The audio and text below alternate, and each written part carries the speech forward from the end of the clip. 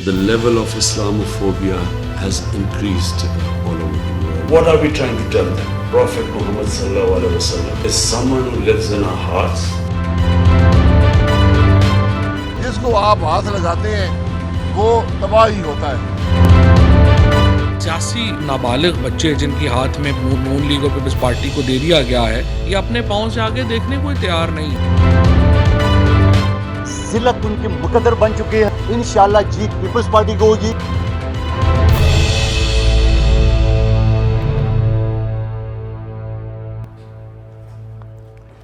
ख़वातीन हज़रात, इफ्तिखार अहमद, सलीम बुखारी साहब, अंजम रशीद साहब और जावेद इकबाल के हमरा आपको लाहौर स्टूडियो से खुशामदीद कहता है। आज जिन मौज़ूआत पर हम गुफ्तगू करेंगे और अपने ख़यालात का इज़हार करेंगे, उनमें सबसे पहले है इमरान खान साहब ने जो मुलाकात की है OIC के सुफरा से, उसके बारे में बात करेंगे। और उन्होंने एक बात की है कि मैंने लेटर लिखे हैं इस हवाले से, नमूस रसालत के हवाले से, इस्लामी फ़ोबिया के मामला पर बात करने के लिए उन्होंने मशवरा दिया हम सबको इकट्ठा हो जाना चाहिए और देखना चाहिए, डट के मुकाबला करना चाहिए कि लोग हमारी बात को क्यों नहीं समझ पा रहे। दूसरी स्टोरी है वो कराची से मुतल्लिक है। 249 का इलेक्शन हुआ था। अब उन्होंने कहा जी कि काउंटिंग दोबारा करें। इलेक्शन कमीशन ने कहा जी हाँ काउंटिंग दोबारा होगी। इस दोबारा काउंटिंग में क्या होगा, कैसे होगा, इसके नतीजे क्या होंगे, मेरे पास इतना अच्छा पैनल है ये आपको बताएगा कि क्या होगा। अगली स्टोरी जो है वो कोरोना से मुतालिक है। अभी तक कुछ तो मुझे इत्मीनान है कि अगर मैं उसको पिछले 2 हफ्तों के मुकाबले में देखूं तो आज कुछ बेहतर सूरत हाल है और इसका क्रेडिट जाता है अवाम को, जो बिलाखिर ये बात समझने की कोशिश में कामयाब हो रहे हैं कि हाँ कोरोना कोई मुश्किल चीज़ है, कोई बीमारी है और इससे हमें बचना है। अगली स्टोरी जो है वो हमारी है तालिबान के हवाले से कि तालिबान और जो वहाँ की सिक्योरिटी फोर्सेज हैं उनके दरमियान झड़पें हो रही हैं। तालिबान की बात हम इसलिए कर रहे हैं कि अफगानिस्तान में एक नई तब्दीली आ रही है। अमेरिका इतने सालों के बाद वहाँ से जा रहा है और वहाँ पे जो हुकूमत है और तालिबान है उनके दरमियान जो अंडरस्टैंडिंग थी वो नहीं हो पाई। जो तुर्की की कॉन्फ्रेंस थी वो वक्त पे नहीं हुई। सबसे पहले ये जो इमरान खान साहब की बात है, इमरान खान साहब की बात में वज़न बहुत। इमरान खान साहब बिल्कुल सही कहते हैं कि वो यूरोप को मुझसे और हम सब जो यहाँ पे स्टूडियो में बैठे उनसे बेहतर जानते हैं, क्योंकि उन्होंने ज़िंदगी का काफ़ी हिस्सा वहाँ पे गुजारा है। और उनका ये कहना है कि हमारी सबसे बड़ी जो ख़ास बात है और नाकामी है वो है कि हम जो है तौहीन रसालत के हवाले से यूरोप को कन्विंस नहीं कर पाए कि हमारे लिए ये जान से बढ़कर चीज़ है, हम इसको बर्दाश्त नहीं कर सकते, ये हमारे लिए आम मामूली चीज़ नहीं है हमारे दीन के हवाले से। और इतने अरबा मुसलमान हैं, उनके दिल दुखते हैं जब आप लोग आज़ादी इज़हार राय के आड़ में ये सब कुछ करते हैं। ये मुनासिब नहीं है। जिस तरह पिछले दिनों इमरान साहब ने कहा कि जिस तरह हिटलर के मामले में और नाज़ियों के मामले में आपको इजाज़त नहीं है और आप होलोकॉस्ट के बारे में ना लिख सकते हैं, ना नावल लिख सकते हैं, ना कार्टून बना सकते हैं।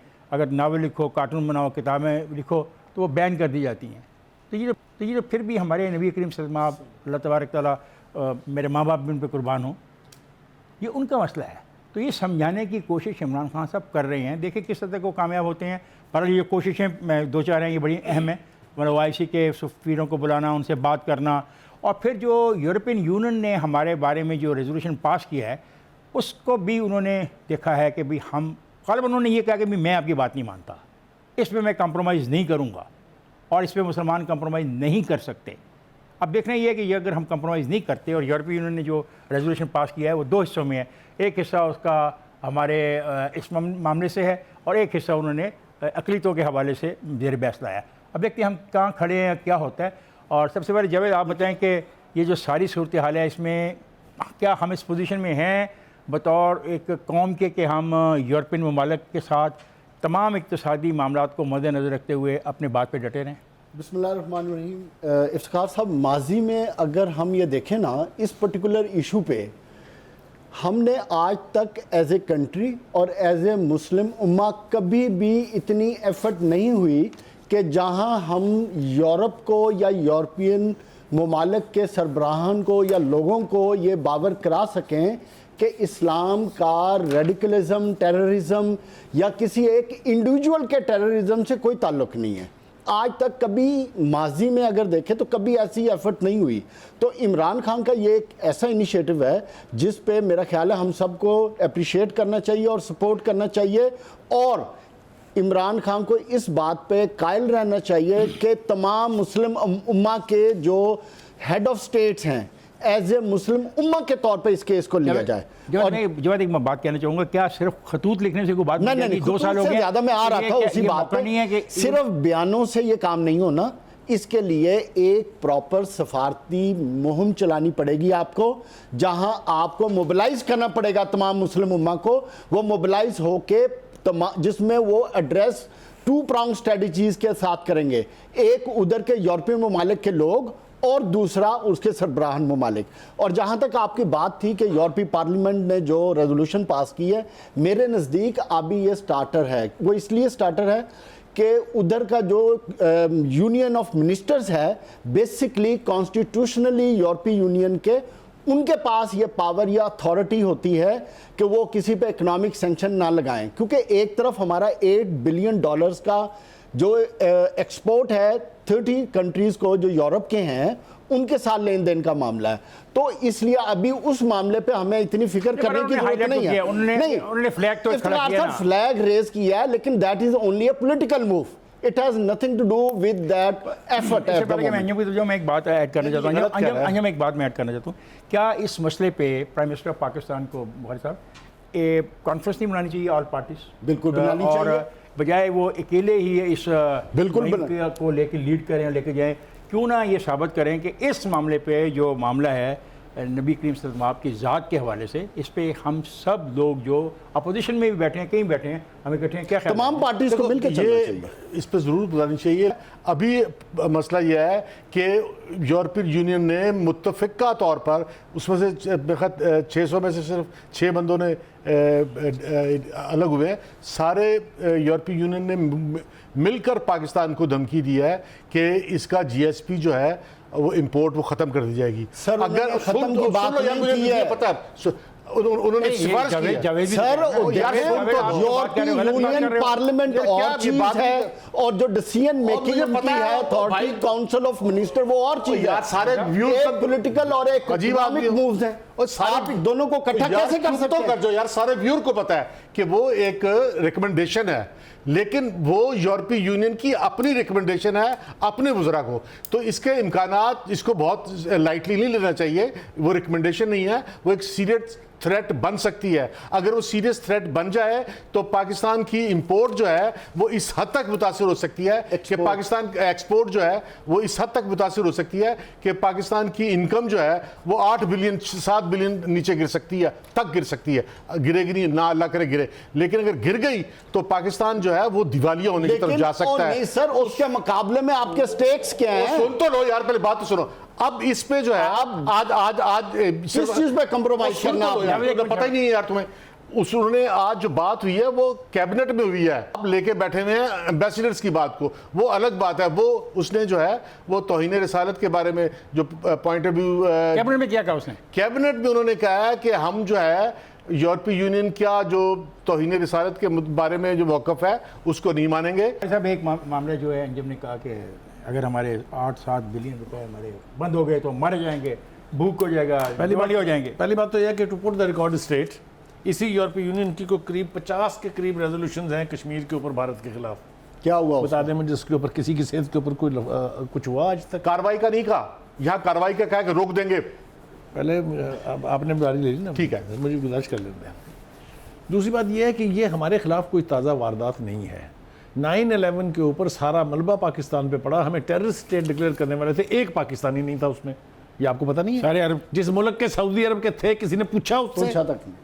सो एक तो ये है कि इसके साथ we should not get carried away.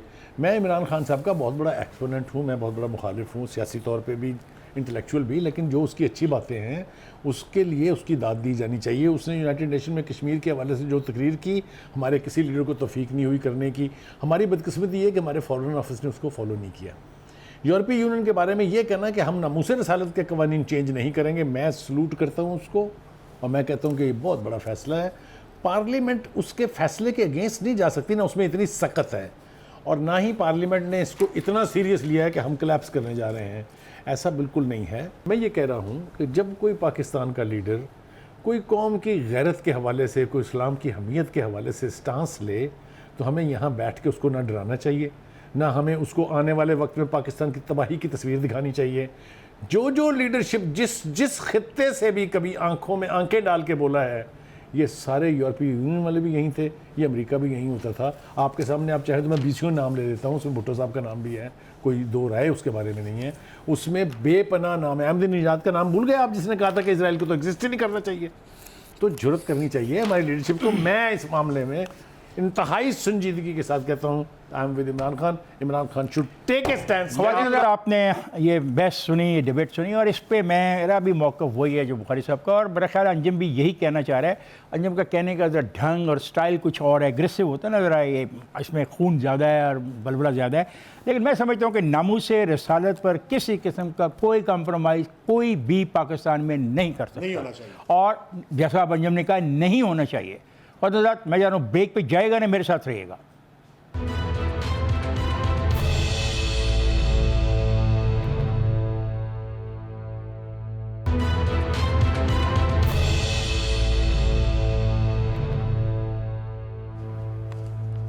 Welcome back. और अब कराची का इलेक्शन 249 काफ़ी दिनों से ज़ेर बहस है ख़बरों में, और लीड स्टोरियाँ बन रही हैं, और बहुत कुछ कहा जा रहा है। पीपल्स पार्टी कुछ कह रही है, नवाज लीग कुछ कह रही है, समझ नहीं आ रही कौन क्या क्यों कह रहा है। यानी इतने कम टर्नओवर का इलेक्शन है, उस पर इतनी बहस करना।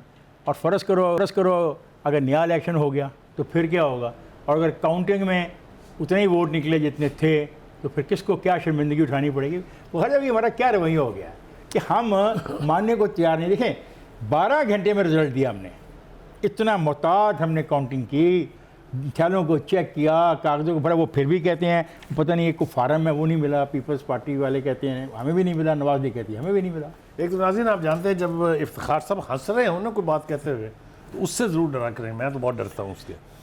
देखिए गुजारिश ये है कि डस्का और कराची में थोड़ी सी सिमिलैरिटीज़ हैं।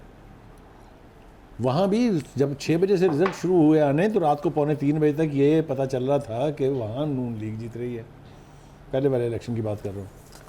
फिर अचानक 3 बजे के बाद पता नहीं कौन सी रो आई कि जो 6-7 पोलिंग स्टेशन थे वहाँ पर 30% एवरेज की बजाय 85% टर्नआउट हो गया। यहाँ भी यही हुआ है। यहाँ भी आप सारे बैठे हैं, हम सारे इलेक्शन रिजल्ट सुन रहे थे उस दिन कि शाम 6 बजे से लेकर रात को 1:45 बजे तक ये मुफ्ता इस्माइल साहब जीत रहे थे। फिर अचानक पीपल्स पार्टी लीड ले गई। ये जो मुजज़े होते हैं या शुबदाबाजियाँ होती हैं, इसके अंदर इन्वेस्टिगेट ज़रूर करना चाहिए। एक तो मैं इसका हामी हूँ। दूसरी बात यह है कि कोई ना कोई लॉजिक तो होगी ना मुफ्ता इस्माइल की, जिसके ऊपर इलेक्शन कमीशन ने ये फैसला किया कि रिकाउंटिंग कर लें वहाँ पर। आप ये देखें, ये गलत कह रही है पीपल्स पार्टी के, सिर्फ नून लीग चीखें मार रही है। चीखें आप सुने पाकिस्तान सरजमीन पार्टी के जनाब मुस्तफा के वोट सुने, उसके तो वोट बहुत कम है। कहाँ ये सलीम बुखारी और सुन तो लें, पहले बात तो सुन लेना। चीख तो मारी है उसने कि ये भी मैं मार रहा हूँ। वो कोई नहीं कहा, उसने कहा इलेक्शन रिग्ड हुआ यार। इतने फॉर्म हाथ में लेके खड़ा कर रहा है, ये 45 फॉर्म मैंने तकरीरें की है, उसने बहुत शोर मचाया और उसने पब्लिक से खिताब किया, ऐसी बात नहीं है। अच्छा जी, मतलब कहने का ये है कि कुछ तो है जिसकी पर्दादारी है। रिकाउंट हो जाने दें, मेरे ख्याल से सूरत हाल वाज़ेह हो जाएगी। जो भी गलत होगा वो साबित हो जाएगा। लेकिन ये कहना, ये उनका कॉन्स्टिट्यूशनल राइट है रिकाउंट। ये it is no favour by the election commission. If any candidate thinks कि उसके वोटों के साथ मैनूवरिंग हुई है, में भी ऐसे वो दरखास्त दे सकता है, रिकाउंट हो सकता है। यहाँ आपको याद नहीं है साद रफीक के हल्के में, ख्वाजा साद रफीक के हल्के में वही नाम है, 2 दफ़ा रिकाउंटिंग हुई थी। तो ये कोई ऐसा अनहोनी नहीं हो गई है। मेरा ख्याल ये है, मैं ज़ाती अपनी राय दे देता हूँ कि ये वाज़ेह ज़रूर हो जाना चाहिए कुछ हुआ है या नहीं हुआ। अच्छा सलीम साहब, बात ये आवाम तक ये सही सूरत हाल हर सूरत में पहुँचनी चाहिए। जो सलीम बुखारी ने इल्ज़ाम लगा दिए ना, वो तो इल्ज़ाम लगाया, वो सुन तो वो कह रहे हैं कि वो चीखें मारी। भाई मुस्लिम लीग नून के सिवा कोई पार्टी इलेक्शन कमीशन में शिकायत लेके नहीं गई। अच्छा अंजुम, एक बात अंजुम नहीं, बड़ी इंपॉर्टेंट अंजुम, एक मिस कर रहे हैं। ये 5% अगर वोटों का फ़र्क हो, क्या आप तो जो करते रहे हो कवर ला पर आपका बड़ा अबूर है, नहीं इसके बारे में आप क्या करते रहे? नहीं, ये 5% का जो है कानून है। यहाँ जितने भी इलेक्शन हुए हैं लाहौर में, वो जो भी हुआ आंखों से देखा मैंने, लेकिन 5% का तो लॉ मौजूद है एक कि अगर कोई रीजनिंग आ जाए और फ़र्क 5% का हो तो दोबारा गिनती हो जानी चाहिए। देखिए, धांधली का इल्ज़ाम तो मुस्लिम लीग नून ने भी नहीं लगाया। नून ने ये नहीं कहा डब्बे भरे हैं, नून ने ये नहीं कहा कि डब्बों पे जो है वो कब्जा कर लिया, ये भी नहीं कहा लेके भाग गए। उन्होंने कहा कि शहर में 8 घंटे लग गए रिजल्ट आने में, लोग इतने लेट क्यों पहुंचे। उन्होंने इल्ज़ाम लगाया फॉर्म 45 हमारे पास नहीं है, उन्होंने इल्ज़ाम लगाया कुछ फॉर्म के ऊपर सारी टेक्निकल बातें की हैं। उन्होंने जो है धांधली का इल्ज़ाम नहीं लगाया और दोबारा अगर इलेक्शन हो गए, लेकिन पीपल्स पार्टी खुद कह रही है कि दोबारा इलेक्शन करा ले, लेकिन मुस्लिम लीग नून ने दोबारा इलेक्शन का मुतालबा नहीं किया, दोबारा गिनती करा ले। तो ये अच्छी शाइस्तगी है। एक बात मैं आखिर में कह रहा हूँ कि ये बहुत शाइस्ता मुखालफत है, ऐसी मुखालफत होनी चाहिए, ये कुत्ता नहीं होना चाहिए। और लेकिन कराची ने जो है वो कराची एक मेन स्ट्रीम पाकिस्तान में वापस भी आया है, इसमें भी बात ये है। देखें, रिकाउंटिंग वाला जो मामला आज हुआ फैसला वो ठीक हुआ है, होना भी चाहिए। हाँ। ये एक पॉलिटिकल राइट है किसी भी कैंडिडेट का, उसको मिलना चाहिए, उसको सेटिस्फाई होना चाहिए। इलेक्शन कमीशन का फैसला ठीक है, लेकिन इसमें देखने की चीज़ कुछ और है। बात यह है कि मुस्लिम लीग नून अब जिस माइंडसेट के साथ चल रही है, क्योंकि हमने सारे ज़मीनी इंतखाब जीतने, ना उनका माइंडसेट है कि हमने जो जीतना है उधर हर चीज़ ठीक है, जिधर हमने हारना है उधर कहीं ना कहीं गड़बड़ है, कहीं ना कहीं इस्टेब्लिशमेंट है, कहीं ना कहीं इलेक्शन कमीशन है, कहीं ना कहीं लोकल प्रोविंशियल गवर्नमेंट है। कहा था तो क्या हुआ सर? एक सेकंड, बुखारी साहब हुआ तो ठीक हो गया ना, क्या हुआ? जीते ना, हुआ ना, तो इसका मतलब ठीक मिट रहा है। लेकिन बात यह है कि उनके पीछे एक ऑब्जेक्टिव है ना इस शोर मचाने का, जो वो भी उनका पॉलिटिकल राइट है। लेकिन जावेद अगर काउंटिंग में वो हार गए तो फिर क्या होगा? बात तो सुने इफ्तिखार साहब, मैं सुन रहा हूं बात, इसका भी जवाब दे देना। अगर ये शोर शराबा करते हैं ये उनका राइट है, ठीक है, क्यों कि वो इस सारे बयानिए के साथ अगले इलेक्शन तक की तरफ जावेद मैं कह रहा हूं ताकि वो पूरे जावेद आपने एक गुब्बारा बनाया, उसमें हवा भर दी, अगर उसमें ये प्रिक हो गई और अगर काउंटिंग में फिर आप हार गए तो कोई फर्क नहीं पड़ता। एक तुम कह रहे हो सारी बुनियाद ये है। तो सुने, अवाम का माइंडसेट बनाने की कैंपेन है ये एक बयानिया है। अच्छा, अवाम ने एक सीट के जीतने या हारने से मुझे ये बताएं कि पीटीआई को क्या फर्क पड़ता है या मुस्लिम लीग नून को क्या फर्क पड़ता है? बात एक माइंडसेट है। जब माइंडसेट मैं माइंडसेट नहीं, मैं आप ही की बात सुन रहा हूं। माइंडसेट को अभी हमारा 30 सेकंड है और आप अगली कैंपेन तक जाने के लिए, अगले इलेक्शन तक जाने के लिए अवाम का माइंडसेट। अच्छा, आप मेरी बात भी सुन लो। माइंडसेट अगर हम जीते ठीक है, हार जाए तो पीछे एस्टैब्लिशमेंट है। मेरी बात बस सादा सी बात है। जावेद इतनी सादा नहीं है, देखो ना आप बहुत बड़ी स्टेटमेंट दे रहे हो। तो आपके सामने इल्जाम भी यही लगा है। भाई सुन तो लो, दसका में भी और कराची में। भाई सुन तो लो, मैं तो वो बात मैं जो कहना चाह रहा हूँ वो भी सुन लो। आप कह रहे हैं उनका माइंडसेट है और इससे वो गेन कर रहे हैं और ये उनकी पॉपुलरिटी की वजह है और ये माल बेच रहे हैं, ये कह रहे हैं आप? बिल्कुल माल बेच रहे हैं। मैं कहता हूं कि अगर रिकाउंटिंग में वो फिर हार गए तो फिर क्या होगा? Even then makes no difference। अच्छा, एक सीट से क्या फर्क पड़ेगा? नहीं मैं माल तो बिक गया। अरे माइंडसेट तो बन गया। मैं जा रहा हूँ ब्रेक पे, क्योंकि ये बहस लंबी है। माल किसका बिका किसका नहीं बिका, इंतजार करते हैं कि रिकाउंटिंग में किसको क्या मिलता है और क्या ये जो बात जावेद कह रहा है ये दुरुस्त है कि एक गुब्बारा है उसमें हवा भर दी गई है, अब उसमें अगर एक पेन चुभाई जाए तो हवा जब खारिज हो जाएगी तो किसको फ़ायदा होगा किसको नुकसान? ख्वाजा मैं जा रहा हूँ ब्रेक पे, जाएगा नहीं।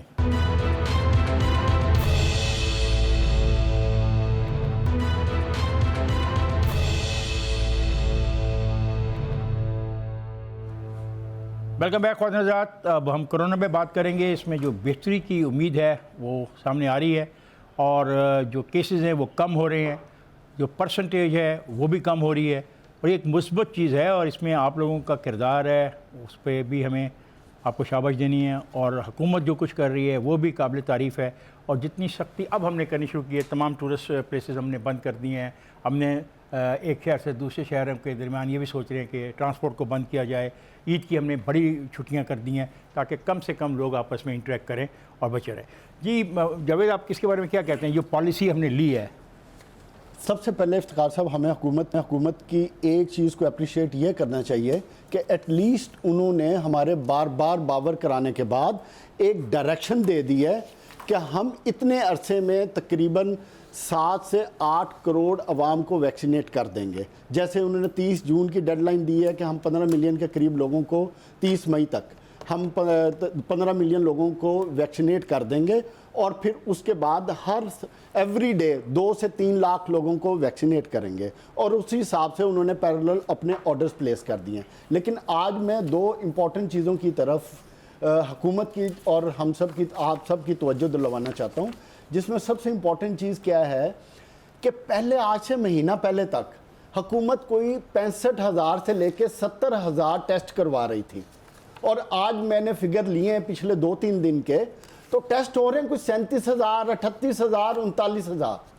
तो मैं हुकूमत से ये रिक्वेस्ट करूंगा और इल्तिजा करूंगा, खुदारा आप इसमें कहीं ढीले मत पड़ें, जितने ज़्यादा टेस्ट करवा सकते हैं करवाएं। इसकी मैं मिसाल इंग्लैंड की दूंगा। इंग्लैंड में आप सबको जैसे पता है कि उन्होंने तमाम फैक्ट्रियों में और लोगों के घरों में टेस्टिंग स्ट्रिप्स भिजवा दी हैं और उनको कहा गया है कि हर हफ्ते में हर मजदूर का आपने टेस्ट करना है। देखें, यूरोप और अमेरिका इस मॉडल पे कर रहे हैं और हम टेस्टों की रेशो को कम करते चले जा रहे हैं, जो कि अच्छी बात नहीं है। दूसरी चीज़, हुकूमत को इमीडिएटली एक इनिशिएटिव लेना चाहिए। ये जितने प्राइवेट हॉस्पिटल्स हैं और लैब्स हैं, उधर जो 7-8 हज़ार में टेस्ट हो रहा है, हुकूमत को चाहिए उनके साथ कोई निगोशिएट करें या इस टेस्ट को ज़रा सस्ता करें ताकि हर आदमी को वो फैसिलिटी अवेलेबल हो, ज़्यादा से ज़्यादा टेस्ट हो। इसी तरह हम इस कोरोना जैसी वबा से जान जब ये जिसने जावेद ने कहा और मैंने भी कहा कि काफ़ी हम पिछले 1 हफ्ते में हमें महसूस हो रहा है कि बेहतर है। अब दूसरी तरफ अगर भारत को देखें तो वहाँ पे कह रहे हैं कि 2 करोड़ से ज़्यादा लोग मुतासरीन में से हैं और राहुल गांधी ने तो कहा कि पूरे मुल्क में लॉकडाउन कर रहे हैं। देखो, आज मैं आपसे इत्तेफाक करता हूँ कि एक रोशनी नज़र आई है। एक बहुत ज़्यादा डिप्रेशन था कि पाकिस्तान में बीमारी फैल रही है और हम बेबस हैं, लेकिन अब ऐसे नज़र आया है कि अगर हमने कोशिश की तो ये कंट्रोलेबल है, लेकिन अभी कंट्रोल हुआ नहीं है। इसके खौफनाक नताइज अभी ख़त्म नहीं हुए। लेकिन बात यह है कि जो वैक्सीनेशन जो है वो हमारे यहाँ बहुत कम है। इन्होंने 1 करोड़ की दी है, शायद काका नबासी ने भी कहा है और बाकी लोग भी कह रहे हैं कि ये कोई वैक्सीनेशन जो है ये बड़ी वैक्सीन को ऑर्डर करें, क्योंकि इतनी वैक्सीन में पाकिस्तान नहीं बच सकता, पाकिस्तान के अंदर इसको नहीं रोका जा सकता। तो एक तो वैक्सीनेशन हो लेकिन दूसरी वैक्सीनेशन ज़्यादा की जाए और टेस्टिंग भी ज़्यादा की जाए। वैक्सीनेशन हमारे यहाँ बहुत कम है और बहुत हैरत अंगेज तक। लेकिन एक खुशी की बात यह है कि हमें कैपेबिलिटी है कि ये रुक जाएगा। और जब ये जो बात हो रही है वैक्सीनेशन की और इसने जावेद ने शुरू की और अंजुम ने इसको आगे लिया है, अब हिंदुस्तान में ये पोजीशन है कि वहाँ पे लाशों के इजाफी बोझ से पार्क और जो पार्किंग प्लेसेस हैं वहाँ पे जगह नहीं है, वो लोग वहाँ पे चिता जला रहे हैं आके। वहाँ पे ये वैक्सीन बनने वाला खुद मुल्क है, लेकिन उसने कहा है कि दूसरी जो फर्में हैं उनको कहा भी आओ और दो। मैं अपने मुल्क में देख रहा हूँ ऐसा नहीं हो रहा। कुछ मैं सुनता हूँ कि लोग मंगवा रहे हैं, वैक्सीन पहुँची नहीं है, कुछ शिकायत हैं, पैसे ज़्यादा ले रहे हैं, 13,000 रुपये तक फ़ी चार्ज कर रहे हैं। इस पर दिस इज़ द टाइम कि हम इस पर खुल के बात करें, जो भी जिम्मेदार है उसको बुरा कहें। दोनों आपकी जो बातें हैं इनको मैं ज़रा एक करके देखता हूँ। पाकिस्तान में क्या हुआ और हिंदुस्तान में क्या हुआ, दोनों ही जगह हमारा रद्द-ए-अमल जो है वो तख़ीर का शिकार था। हमने इब्तिदा में इसको नॉन सीरियसली लिया। भारत जो कि वैक्सीन खुद तैयार भी करता है, लेकिन उन्होंने लोगों तक रसाई करने में, लोगों तक पहुँचने में तख़ीर की। तो तख़ीर बहुत बड़ा मैं समझता हूँ इस क्राइम अगेंस्ट ह्यूमैनिटी, जब वायरस किस्म का पेंडेमिक जो है उसका कौम शिकार हो और आप तख़ीर करें। एक बात। दूसरी बात, मैं आपके इस प्रोग्राम में खान साहब ख़ास तौर से एक आप न्यूज़ ब्रेक कह सकते हैं, जो भी कहें, जो वुहान का वायरस था जिससे पाकिस्तान की जो आबादी थी उस वक्त 100% अफेक्टेड थी, वो ज़ीरो हो चुका है पाकिस्तान में। ये ऑफिशियली आप चेक करा लें जहाँ से मर्ज़ी। हमारे यहाँ 80% पेशेंट्स हैं जो बरतानिया का वायरस है और 20% पेशेंट्स हैं कराची में और दीगर इलाकों में जो ब्राज़ीलियन और साउथ अफ्रीकन है। This is a news. जो चाइनीज़ वायरस था वो एलिमिनेट हो गया और उसके लिए मोस्ट इफेक्टिव है जो चाइना की वैक्सीन आ रही है।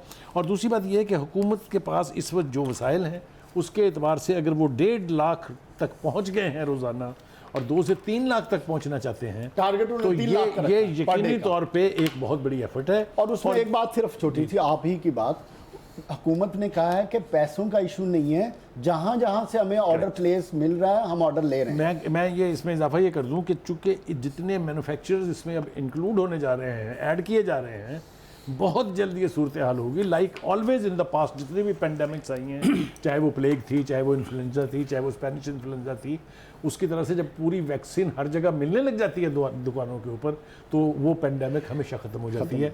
तो मैं ये तवक्को कर रहा हूँ कि पाकिस्तान जिस तरीके से फोकस्ड है, अब ये बड़ा मुश्किल मुझे पैदा हो रही है ये कहने के लिए, लेकिन चूँकि फोकस्ड हैं और एफर्ट जारी है, फ़ौज इन्वॉल्व हो गई है, तो मैं ये समझता हूँ कि बहुत जल्द इस अजाब से, इस पेंडेमिक से पाकिस्तान की कौम जो है उसको आज़ादी डिपेंड करता है कि हम इसको किस शिद्दत से जारी रखते हैं। देखा कि बहुत मुस्बत ख़यालात का इज़हार यहाँ से हुआ, इसका मतलब है कुछ बार बेहतरी हो रही है, उम्मीद करते हैं इस बेहतरी में इजाफा होगा। मैं ब्रेक पर जा रहा हूँ, जाएगा नहीं, मेरे साथ रहिएगा।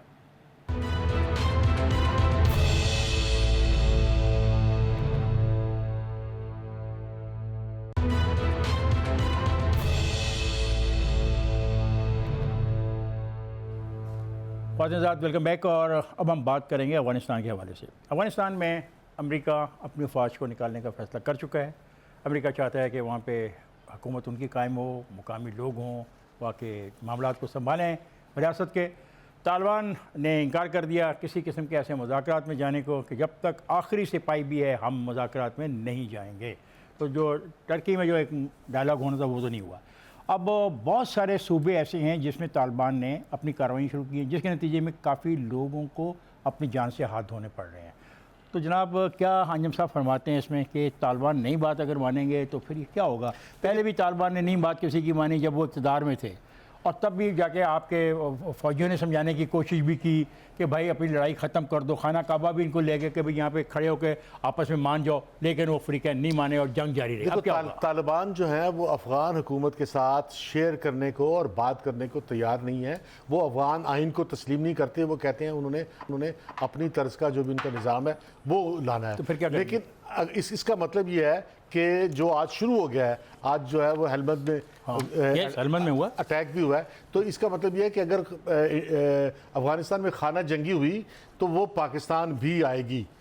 मैं ये डरा रहा हूँ और ये मैं अलर्ट कर रहा हूँ कि हमें बचना चाहिए, हमें रास्ते ढूंढने चाहिए, क्योंकि वो पाकिस्तानी तालिबान के जो है सपोर्टर हैं और यहाँ पर एक्टिविटी होगी। अच्छा, जब हम अपने आप को अफगानिस्तान की तरफ कहेंगे, बिल्कुल आपने हेलमंद की बात ठीक की है। मुझे ये बताएं कि डूगर हार के प्रोविंस में ये हो रहा है। अब सवाल ये है कि जिस तरह मैंने पहले कहा कि मेरी इत्ताअत के मुताबिक, और आप लोगों ने किताबों में पढ़ा होगा कि इनको सबको खाना काबा पे ले गए थे और कहा गया था खुदा के लिए सुलह कर लो, और फिर भी सुलह नहीं हुई। उस वक्त अमेरिका नहीं था, उस वक्त ये बहस नहीं थी कि अमेरिकी फ़ौजी आखिरी निकले, अभी अमेरिका आया नहीं। मैं 9/11 से पहले की बात कर रहा हूँ।